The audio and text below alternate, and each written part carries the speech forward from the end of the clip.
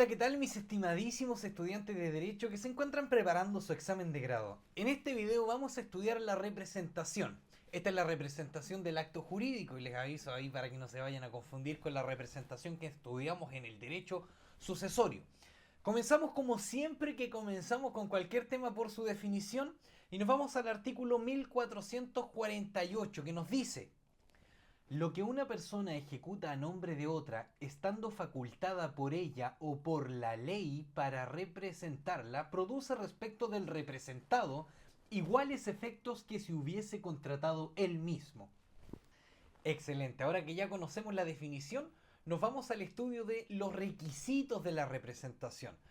Primer requisito, que se trate de un acto jurídico. No cabe la representación en los hechos jurídicos, tampoco puede cometerse un delito civil por representación. Segundo, que el representante obre a nombre del representado y que el representante tenga poder para actuar a nombre del representado. Perfecto, entonces conocemos la definición, conocemos los requisitos y ahora estudiemos los efectos de la representación. ¿Cuáles son los efectos de la representación?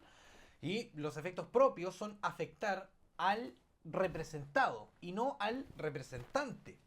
Los derechos y obligaciones que nacen del acto jurídico se radican en el patrimonio del representado, a menos que el mandatario se exceda, por ejemplo, en las facultades que le impone el mandato. Es importante preguntarse aquí, ¿cuál es la importancia de la representación? Y es que a través de la representación, los incapaces pueden actuar en la vida jurídica. Y las personas que no son incapaces, que son plenamente capaces, a través de la representación se les permite realizar actos jurídicos que por la oportunidad en que tienen que celebrarse, por el lugar en que tienen que celebrarse, les sería complejo, difícil, caro celebrarlo por sí mismos y los realizan representados. Entonces nos preguntamos ahora cuál es la naturaleza jurídica de la representación. Y respecto de la naturaleza jurídica nosotros tenemos distintas teorías. Tenemos la teoría de la ficción jurídica, la teoría del emisario o del nuncius, como también se le llama. Tenemos la teoría de la cooperación de las voluntades y la teoría de la modalidad del acto jurídico. Vamos desarrollando brevemente a ver de qué se trata cada una de estas teorías. Primero, la teoría de la ficción o teoría clásica, como también se le denomina. Este es Robert Pothier, que nos dice que es una ficción jurídica porque se entiende que el representado manifiesta su voluntad a través del representante. En nuestro país la Corte Suprema ha dicho que esta es la teoría que sigue nuestro código y se le critica porque no aclara cuál es la voluntad que concurre a la celebración del acto jurídico, si es la voluntad del representante o la voluntad del representado. Y tenemos que considerar especialmente que los absolutamente incapaces, ¿qué voluntad van a manifestar? Porque son absolutamente incapaces porque carecen de voluntad. Entonces, ¿cuál es la voluntad que se manifiesta? Es en la crítica. Luego tenemos, como dijimos, la teoría del emisario. Este es el profesor Savigny el que nos viene a ilustrar y nos dice que el representante es el portavoz del representado y que solo viene a comunicar su voluntad. Y comparte, esta teoría comparte la misma crítica que tenía la teoría clásica, y es que no aclara cuál es la voluntad que concurre en la celebración del acto jurídico, si la del representante o la del representado, considerando especialmente que los absolutamente incapaces no tienen voluntad que manifestar. Nos toca estudiar ahora la teoría de la cooperación de las voluntades, que nos dice que la celebración del acto jurídico, en la celebración del acto jurídico concurren tanto la voluntad del representante como la voluntad del representado. Ah, sí, ah, sí, ah, sí. Cooperación de voluntades, dice. ¿Y qué pasa con la representación legal?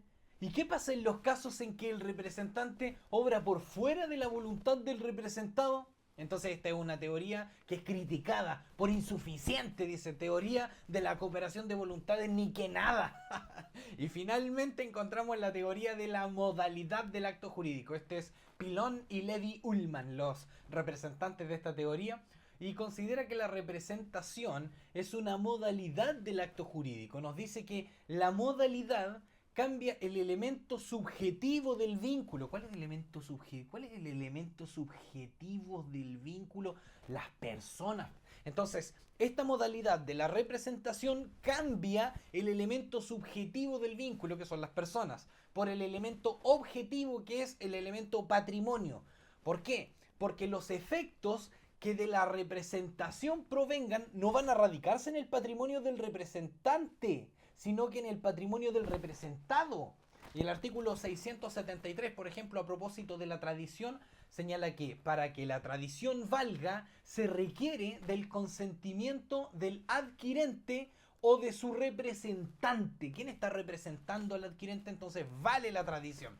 Entonces, ¿dónde se radican esos efectos? En el patrimonio.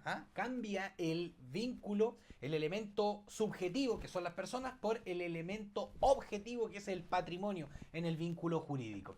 Esto en cuanto a las teorías que nos ilustran acerca de la naturaleza jurídica de la representación. Es importante, mis estimadísimos, tener en cuenta y saber cuáles son los actos que no son susceptibles de representación. El principio general que hay que tener muy presente es que, por regla general, todos los actos jurídicos son susceptibles de celebrarse representados. Hasta el matrimonio, una persona se puede contraer matrimonio representado por otro. Pero hay ciertos casos en que deben ejecutarse personalmente. Por ejemplo, la facultad de testar es indelegable. 1004. Eso sale, pero ahí está en el Código Civil. Otro caso que encontramos en el código es el albaceazgo. Nos dice el artículo 1280, estamos en el libro tercero. Vamos a buscarlo, 1280, albaceazgo, aquí. ¿Qué nos dice? El albaceazgo es indelegable, a menos que el testador haya dicho otra cosa. Otra situación la encontramos en el artículo 1721, que para que el menor, que ya es hábil para contraer matrimonio, como el menor que se halla bajo curaduría, al otorgar las capitulaciones matrimoniales, tiene que actuar personalmente. Listo. Entonces ahora nos toca estudiar cuáles son las distintas clases de representación. Y nosotros encontramos, cuando nos vamos al artículo 1448 del Código Civil, que nos dice lo siguiente: lo que una persona ejecuta a nombre de otra, estando facultada por ella o por la ley. Entonces nosotros tenemos la representación voluntaria, facultado por ella, que puede tener su origen en el mandato o en la ratificación. En el mandato, cuando estamos hablando del contrato de mandato, la representación es un elemento de la naturaleza. A simple vista, mis estimadísimos, pareciera ser que la representación en el mandato es un elemento de la esencia, pero no es así. ¿Y por qué? Porque en el mandato, el mandatario podría actuar a nombre propio, y caso en el cual sus efectos no obligan al mandante. Y cuando hablamos de la ratificación, la ratificación equivale a un mandato otorgado a posteriori, nos dice el profesor Carlos Ducci, claro. ¿Y qué es la ratificación? Para entender qué es la ratificación, es el acto jurídico unilateral en que una persona acepta ser afectada por un acto jurídico que antes de su ratificación le era inoponible, porque él no participó con su voluntad, no concurrió con su voluntad a su celebración, y luego lo ratifica. Entonces, a posteriori, viene a validar el acto que realizaron a nombre de él sin haber participado. A lo largo del Código Civil, mis estimadísimos, nosotros lo encontramos en materia de tradición, artículos 672, 673, en la estipulación a favor de otro, 1449, ahí abajito de la representación, en la compraventa, 1818, en el 2160, el mandato, representación voluntaria. Y cuando hablamos de la representación legal es la que nosotros encontramos en el artículo 43, que entre paréntesis es un artículo que de ninguna manera pretende ser taxativo. Hay otro ejemplo de representación legal en que realiza el juez, está representando al deudor en el procedimiento ejecutivo al momento que le van a rematar los bienes en pública subasta. El artículo 43 no es taxativo, son representantes legales de una persona, el padre o la madre, el adoptante, el tutor o curador. ¿Es taxativo? pareciera ser que sí, pero no. Encontramos otro ejemplo. Ya dijimos, el juez que representa al deudor en el procedimiento ejecutivo cuando se están rematando los bienes. Siempre hay una duda que afecta a los estudiantes de Derecho en cuanto al mandato y la representación. Este es un problema con el que siempre se encuentran los estudiantes de Derecho. Y es que nosotros tenemos que distinguir, separar entre el mandato y la representación. Toda vez que el mandato, por una parte, es un acto jurídico bilateral de la especie de los contratos que engendra obligaciones recíprocas para las partes que concurren a su celebración. En tanto que la representación, por otro lado, cuando emana de la ley, es un acto jurídico unilateral, que no concurre, no requiere, no precisa, no necesita de la aceptación del apoderado. Es más, ni siquiera requiere del conocimiento del apoderado. Ah, profesor, ¿me puede dar un ejemplo? Claro que le puedo dar un ejemplo. Imagínate el caso del representante, el representante legal de su hijo recién nacido. Dice, no, yo no quiero ser representante legal. No, espérate un poquitito. Es la ley la que te impone esa representación legal. De la misma forma, la representación no le impone al representante la obligación de hacer uso del poder otorgado por la ley. Es más, puede no usar esa facultad, porque es una facultad jurídica más que una obligación.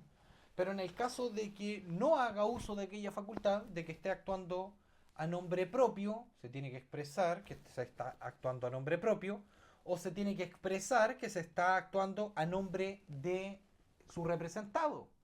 Porque si no se dice nada, vos se va a estar actuando a nombre propio. Y entonces no hay representación. En el artículo 2151, nosotros encontramos una autorización. Se autoriza al mandatario, al que lo mandaron, para que en el ejercicio de su cargo contrate a nombre propio o contrate a nombre del mandante. Lo que sí es de la esencia del mandato es que el mandatario, al que lo mandaron, se tiene que hacer cargo del negocio. Pero aún cuando haya actuado a nombre propio, fíjate, siempre lo hace a nombre y cuenta del mandante, a menos, claro, que se haya excedido en las facultades que le otorga el mandato, porque en ese caso no hay representación. Y como dijimos anteriormente, para que los actos realizados por el mandatario, al que lo mandaron, en exceso del mandato, tengan efectos jurídicos válidos, necesitan ser ratificados por el mandante. Excelente, mis estimadísimos estudiantes de Derecho que se encuentran preparando su examen de grado. Este ha sido el video de la representación. Si te gustó este video, no olvides darle un like, que me ayudaría muchísimo a llegar a otros estudiantes de Derecho que, como tú, también se encuentran preparando su examen de grado o están estudiando el acto jurídico. Cuéntame ahí en los comentarios qué otro tema te gustaría que estuviéramos tratando también en el canal.